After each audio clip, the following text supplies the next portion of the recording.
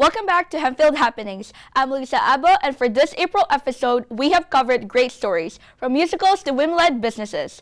All are in this month's episode of Hempfield Happenings.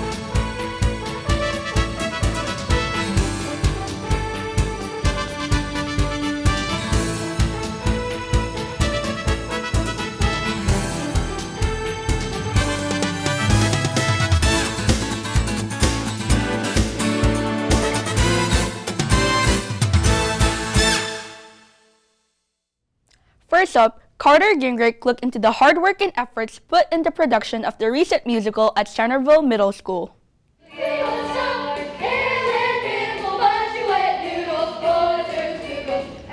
You heard it here first, folks. Actors and singers at Hempfield's middle schools are hard at work on this year's musical production of Newsies Jr. Each spring, Centerville Middle School hosts Hempfield's combined middle school musical, uniting students from across the district for a theatrical thriller. This year, second-year director and Landisville Middle School teacher Trisha Laurie is leading the students through Newsies Jr., and there's a lot to be excited about. Just kind of learning the ropes and how everything gets done, because Miss Stewart was the director of the middle school musical previously for many, many years. Sometimes just doing and learning as you go. This year was especially challenging because my cast was so big for this particular show. I'm cast as Albert, so I'm a supporting character. I joined the musical because I've always been a fan of singing and dancing and also acting. So I get to put that all together on stage for people to enjoy. Everybody's been working really, really hard, both on the music and on the choreography. So it's definitely a challenging show, but I've seen a lot of growth with the kids. I've practiced my lines and choreography a lot so that I can do the best that I can for all the people that'll be sitting here this weekend. While the middle schoolers put on a shorter, less intensive show, the lessons they learned from the production help prepare them for the spectacle of the high school Performing Arts Center. I was actually a cast member in both my 7th grade and 8th grade musical. So while we're rehearsing, the crew is backstage painting and creating set pieces, so I got to kind of gauge what exactly they did aside from the technical aspect. What's special about our show is that these middle school kids, all of them run the lights, the microphones, props, as Mrs. Allen teaches them how to do that on their own, including spotlights, everything. So I'm kind of proud to be a part of a show that helps middle school kids to learn those kind of skills. I was the set designer at the high school for Wizard of Oz, Peter Pan, and Fiddler on the Roof, and the dance theater Time Warp performance. So for Newsies, I was just assisting with the set painting and the construction of the prop piece, the large prop piece, which was kind of an old Heidelberg printing press. I didn't build any of it or paint any of it myself. I showed them how, and they did all the work. The auditorium space in the middle school is a lot smaller, but it's still a great stepping stone into what will become the high school program should they pursue cast or crew again. We've got a lot of kids coming out to the high school that know what they're doing technically, so that's going to be a real help up in the high school. It's also kids who have the experience already of being in a big musical. It's going to give them the experience they need to be successful there. After preparations for the performance concluded, the middle schoolers put on an amazing show for audiences eager to see the kids' passion for performing on stage.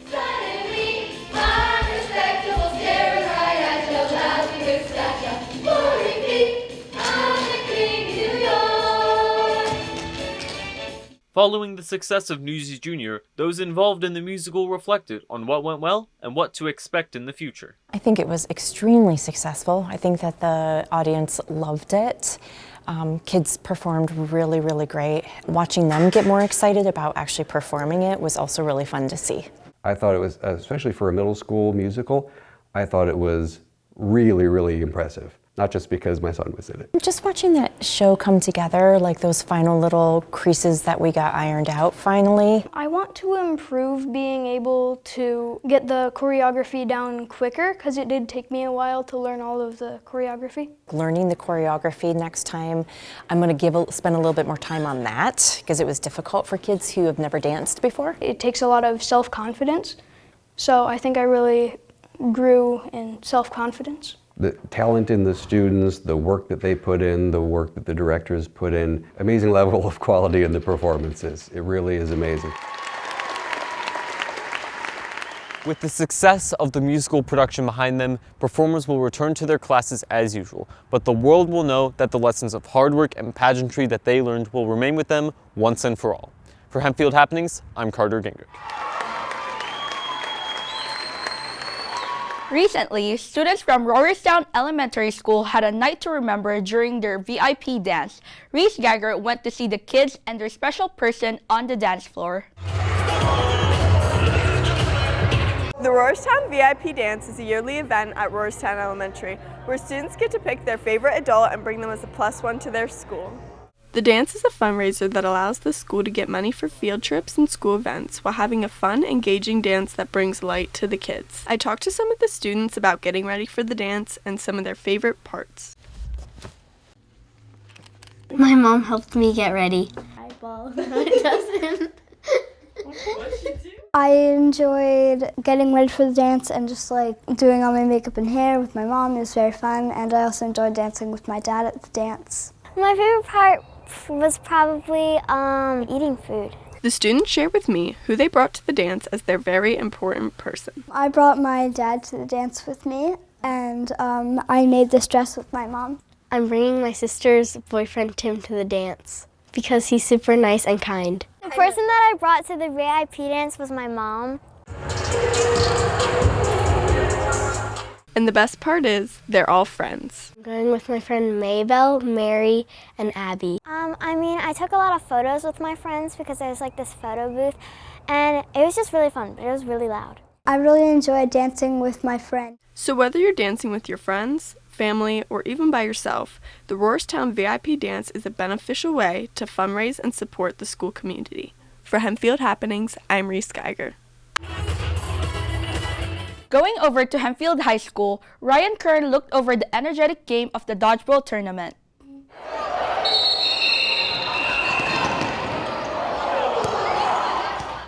On February 27, 2025, Hempfield High School hosted their annual Dodgeball tournament here at the Franklin Gymnasium. I spoke to one of the competitors of the tournament on his overall general thoughts on the event. Honestly, I think the dodgeball tournament is very fun, and I think absolutely it's the best thing that Hempfield has had for us. Like throughout the years, dodgeball is like the best tournament. Particularly, the 2025 tournament turned out great, with a good number of teams participating in the event. So this year, I think that Mr. Wise put together a really good dodgeball tournament here. I heard a couple of days before there were only 6 teams, and then all of a sudden there's like 12 teams. You know what I mean? So there's good advertisement on social media and on the news channels and stuff or the school news channels. But I think it's really good put together tournament. One person I spoke to gave his opinion on whether or not one should participate in the future. I think that if you like being competitive and playing dodgeball, you definitely should come out here, and you get free Twizzlers too. So that's another bonus part. Though a new team was added to the list of dodgeball champions of Hempfield High School, the event is still a fun event for you to participate in, whether it's hanging out with friends or having just a little friendly competition. For Studio 7, I'm Ryan Kern. Next up, Brady Falcon investigated the audition process for the cast of the high school's musical, Pippen. Musicals aren't new here at Hempfield. However, with this past musical brought in a new dynamic to the auditioning process. 2024 was Fiddler on the Roof. It is a wonderful show. At the time when we did it, it celebrated 60 years on Broadway. It's been around for a while. Not too much glitz and glamour with the plot or the spectacle, but man, there's a huge religious tie to the Jewish faith. There's a huge influence on human connections. So definitely nothing of spectacle like Pippen. Students prepare a audition excerpt of vocal excerpt, and they also prepare a dance excerpt. So we do that pretty consistent, pretty much up until 2025 this year. The cast of Pippen originally is only meant for about 20-25 players, including the lead. So it's a smaller show, smaller cast. We didn't want to do that size for our production. We wanted to include as many people as we possibly could. One of the reasons we picked Pippen as a show was for the acrobatic, magical elements. Especially with 2025 high school students sort of on this trendy kind of short form content that is so Pippen. It's short form, it's in your face all the time, sort of trendy. So with the audition process, we wanted to showcase that. Maybe students at the high school never did a musical, aren't the best singer, maybe doesn't have the most acting experience, not the best dancer, but if they could do some cool backflips, or if they could juggle, or if they could learn a quick, 10-second renegade dance on TikTok, we could put you in the show that way. Unlike Fiddler on the Roof, unlike Wizard of Oz, unlike Peter Pan, where you have to sort of follow a traditional spectacle, Pippen was so free form that we wanted to include as many students as we possibly could with cool short form talents. Titled Pippen, His Life and Times. Not only did the musical director value the new dynamic to the audition process, but so did the students who auditioned. It was fun. It was a great experience. Since it was Fiddler on the Roof, it didn't have a very happy ending, so that was kind of difficult, but it was fun. It was fun to be part of the cast, and it was just a great experience all around. I would say it really depends on the song that is chosen for the audition and what voice part you are. If the song it fits better with your voice, you'll feel more confident with the audition. If it doesn't fit as well, then your confidence will be slightly lower. But overall, it's just the song, dance. You learn the song, you have a week to learn the song, and then the dance, you learn it, and then you perform it. And I would say it's fairly easy. As well as Riley auditioning for Fiddler on the Roof, she also auditioned for Pippen this year. I would say it was more difficult because not only did we have to prepare the song and the dance, but also a trick to show the directors. So it was kind of difficult either finding a trick to do or figuring out what can I learn to do that will impress them? Overall, both musical participants and musical directors agreed that the new dynamic to this year's auditioning process was what set Pippen apart from every other show. For Hempfield Happenings, I'm Brady Falcon. Next, Sarah Buckby highlighted how a student has received support from the community during her battle against leukemia. With times height.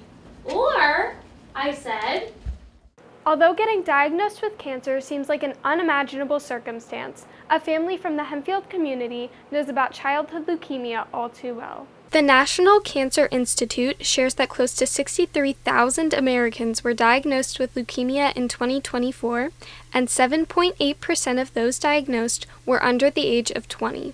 Harmony Chickarine, a 12-year-old student at Landisville Intermediate Center, was diagnosed with leukemia in 2022. Harmony was only here a couple months before she got diagnosed in October of her 4th grade year. So we didn't get to see her a lot in 4th grade, sadly. But so I've actually gotten to know her probably better this year than even in years past, just because she's been through so much over the past couple of years. It's just been hard because half the time I wouldn't be able to come, or if I would do work at home, I wouldn't understand it as much. But the teachers have been good, and they've just helped me understand it and make sure I get my work done, but help me catch up. I had Harmony as in her 5th grade year, and that was last year. I thoroughly enjoyed having her in class, although she was going through a lot, and just needed to make it work, basically. Like some days she felt better, some days she felt worse, and so I felt like all the teachers were so willing to do whatever she needed. And Harmony, because she was going through so much treatment, like at the hospital at Hershey Med, she wasn't really able to be in our classroom like as a in-person student for the rest of the year. But I would teach her through Google Meet, whiteboard, like in my classroom, and send her stuff to do via Schoology and kind of it was like a combination of what we were doing in class, but I just adapted it to meet her needs. Chemotherapy often leaves patients feeling fatigued, sore, and nauseous. While Harmony was enduring this treatment, the community showed their generosity in various ways. So we did, some spirit days for her. We did Hearts for Harmony. They wrote messages on hearts, and we hung them up on like a banner for her, and we gave that to her in 4th grade. There were some bracelets that a parent made that were distributed around, so there was a lot. We just wanted to let them know we were with them and we were thinking about her. For her birthday in February, that year we had a bunch of donations come in. Did like a Sign Up Genius to donate things for a birthday basket for her with her favorite things. Like snacks or like stuffed animals and of course cards. We wanted to still like provide that support and let them know that the Landisville community and Hempfield community really still cared. And she was able to do a couple like things with our class. She came on our field trip to Harrisburg, but we tried to just allow her to do as many in-person things as possible, just kind of send the invite. The students and staff at LIC that have interacted with Harmony know that her hardworking spirit did not waver even through the toughest stages of chemotherapy. She was able to show them that even when you're going through tough times, which I don't think they really understood fully because they're young and hadn't really had many life experiences, but they saw her struggle but then make it into school and do the best she could, and no matter what was going on, she still was Harmony and she still had the same personality, and her friends saw that life can get tough sometimes, but you just get up each day and keep working and do what you can. I think just how resilient she is an inspiration. Just her strength to go through all of that and then to show up for school and learn after hours of treatments or being sick or headaches or feeling tired. Like, you would never know it, and she would never want anyone to know that she was any different than anyone else. Harmony's journey has been a long road, but with her positive mindset, the Hempfield community's support, and her family always by her side, she was able to ring the cancer-free bell. Although the chemotherapy is finished, her story will continue to be an inspiration to others for many years to come. For Hempfield Happenings, I'm Sarah Buckby. You do parentheses first. Harmony had a special day on February 22nd as she celebrated her 12th birthday and being officially done with chemotherapy. Next, last fall, Carter Gingrich looked into how the decline in students' reading interest is resolved through a reading challenge.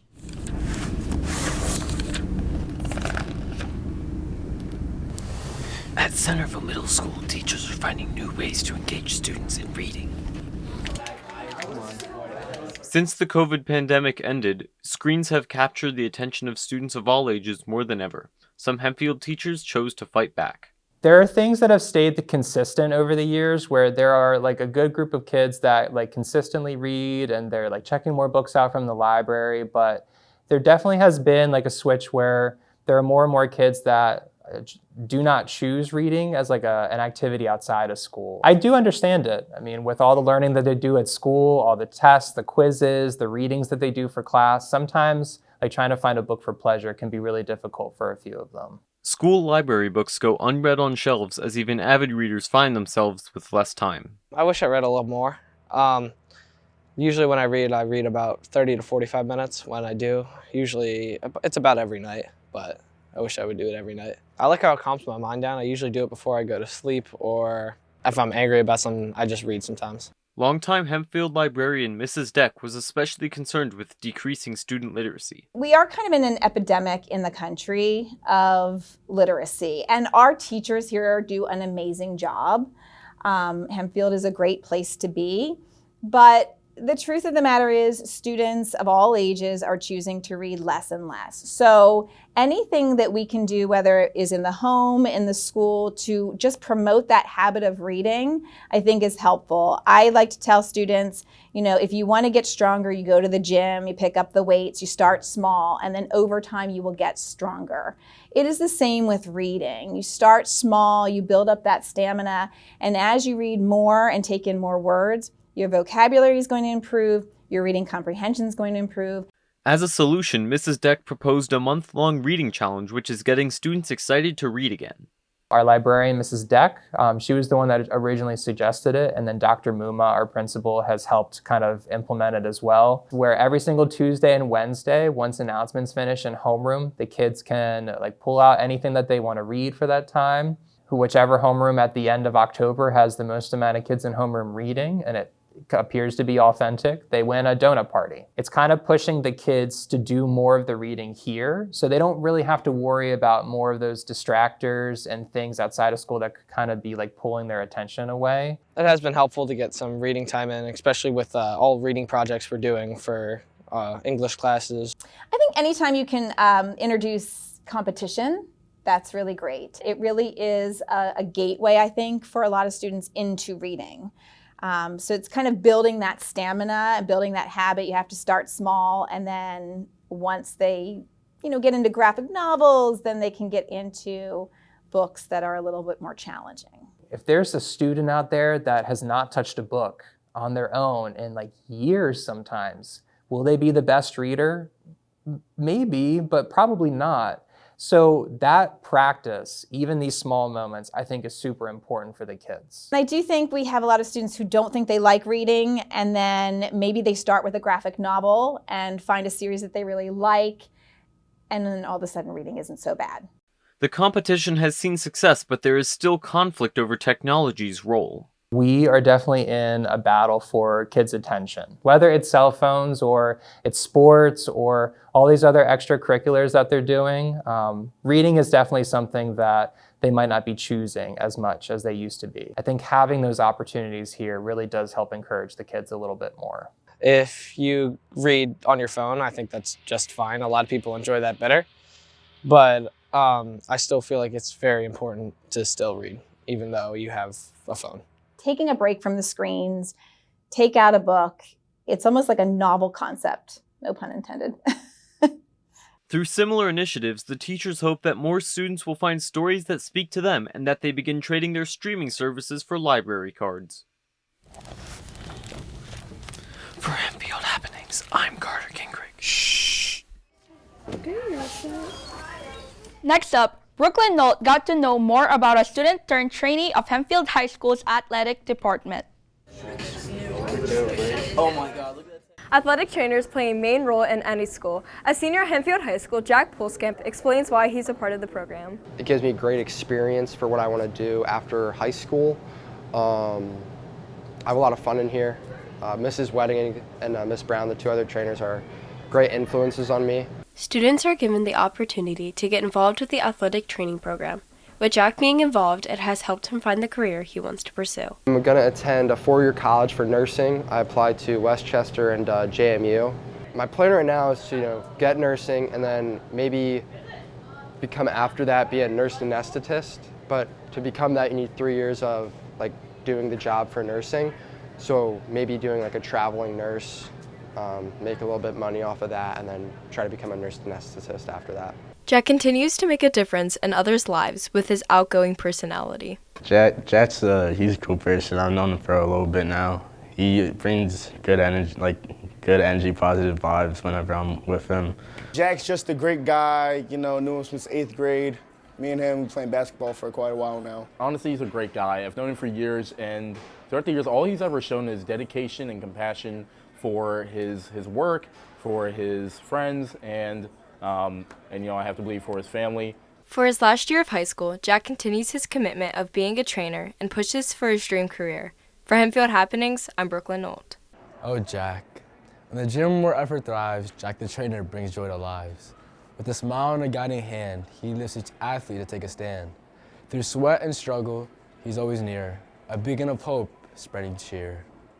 During the month of March, women's contributions to history and society are recognized. Katie Kribick spoke to some women who are blooming in the business industry.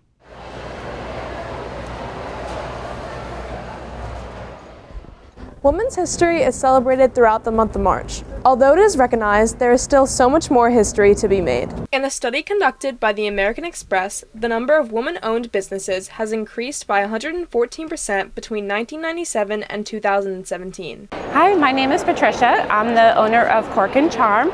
So we make novelty earrings and themed earrings, and we donate 50% of the profits to different charities. My name is Alex Ngolia Hemmerly. I am a 2005 Hempfield graduate. I actually went to Pennsylvania Culinary Institute because a recruiter came to my baking and pastry arts class in 10th, 11th grade, and I was like, oh, I can sort of make art and make people happy, because who's not happy when they're eating dessert? I'm Julia Fry. I sell handmade ornaments during Christmas time. These are from 2 different collections though, from 2 different years, and I make different collections every year. Although women entrepreneurs are on the rise, they still face many obstacles, including some having to do with their genders. In the food service industry, it is changing, which I love, but being a chef in this industry, if you are not male, they don't believe in you quite as much. Balance is very difficult for me because when you are creative, you don't really want to do the business side. I would love to just be able to just make earrings all day because that's the fun part. That's what I enjoy doing. But there is obviously the business side. My first year doing it, I got a ton of customers. It was probably around 40 people, and they probably ordered 5 each. But in recent years, when I got a job and stuff and had more responsibilities, I had to cut back a little bit. I only sell at Panache Beauty Lounge in East Peak, and I do personalized ones for special orders. It's a lot of work. It takes, especially during Christmas time, it probably takes around 4 hours a night. Creating your own business may take a lot of hard work, but the first step is always the biggest one. Start. Don't wait. There's never going to be a perfect time. Just do it, because it's so easy to just think about it and be like, oh, I should do that. That would be cool. But just do it. Well, why not? Believe in yourself, and believe that if you have the village to make it work, you will always be on the right path. Examine all the trades. Don't be afraid to break into an industry that maybe isn't on the surface women friendly, just because you can really make your way if you love what you do. Women's history is extremely important to communities, which is why it is celebrated during the month of March. For Hempfield Happenings, I'm Katie Kribick.